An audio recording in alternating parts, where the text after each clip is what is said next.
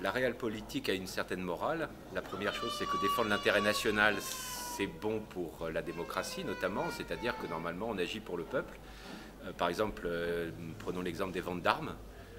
Vendre des armes, même parfois à des régimes, disons, qui sont solvables, mais qui ne sont pas toujours des grands défenseurs des droits de l'homme ou qui peuvent poser des problèmes internationaux, eh bien, ça crée des emplois. Donc, et puis, de toute façon, l'argument, c'est de dire si nous, on ne le fait pas, c'est d'autres qui le feront. Donc, ça permet de couper court à toute discussion. Mais logiquement, c'est bon l'industrie pour la population.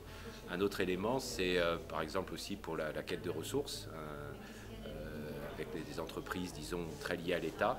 Eh bien là aussi, on peut considérer que c'est bon pour l'autonomie du pays, c'est bon pour le niveau de vie du pays et de ceux qui vont voter pour vous, qui ont voté pour vous, et donc c'est tout à fait normal finalement, et c'est très moral d'une certaine façon, puisque c'est la morale de la démocratie, de faire ce type de réel politique.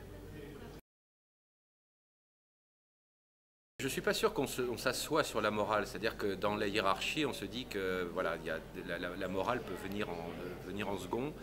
Sur certaines opérations militaires internationales, il faut bien comprendre que la morale peut être tout à fait secondaire parce qu'il y a des intérêts et puis parce que la morale est parfois très compliquée à définir.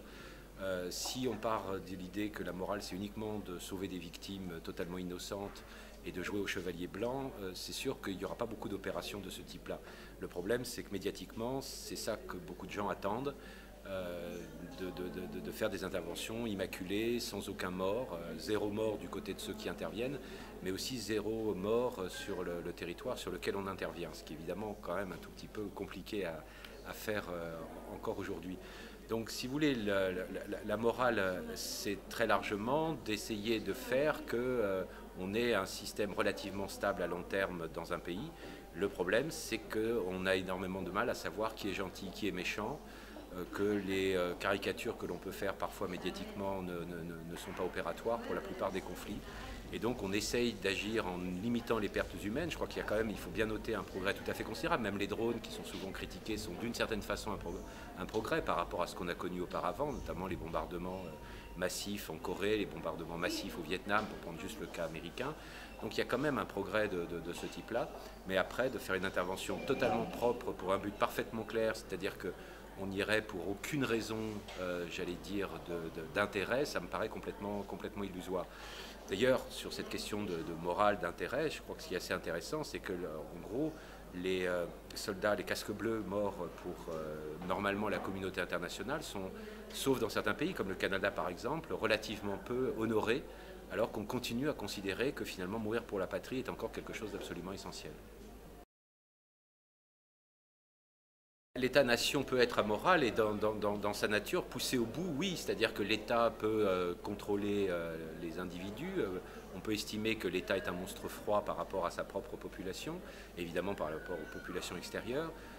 On peut considérer aussi que la nation, l'idéal de l'État-nation est quelque chose de particulièrement dangereux, puisque finalement, quand on prône l'homogénéité nationale, ce qui a été le cas notamment depuis la fin du XIXe siècle dans un certain nombre de pays, les conséquences, c'est soit l'assimilation totale, donc la négation d'un certain nombre d'identités, ça peut être aussi l'expulsion, ou finalement pousser des gens à partir, et puis évidemment le pire, c'est évidemment pour les gens qu'on n'arrive pas à faire partir, de les liquider sur place.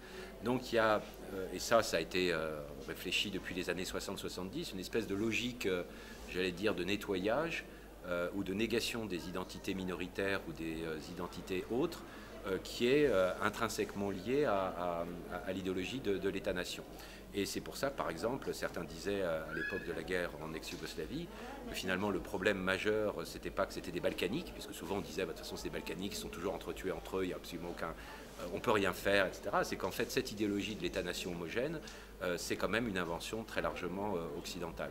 Donc oui, il y a la possibilité d'avoir un État-nation sans doute qui n'est pas un État moloch, qui n'est pas une nation qui tend à l'homogénéité, j'allais dire à la pureté ethnique, mais il y a toujours ce risque-là qui existe dans l'État-nation, et à chaque fois qu'on crée un nouvel État-nation, en tout cas que cet idéal reste, eh bien ça risque de poser ce type de problème.